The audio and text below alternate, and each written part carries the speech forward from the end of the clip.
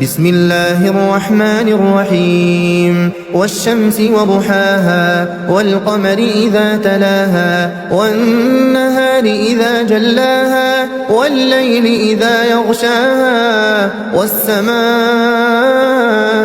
وما بناها والأرض وما طحاها ونفس وما سواها فألهمها فجورها وتقواها قد أفلح من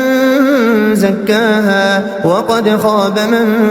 دساها كذبت ثمود بطغواها إذ انبعث أشقاها فقال لهم رسول الله ناقة الله وسقياها فكذبوه فعقروها فدمدم عليهم ربهم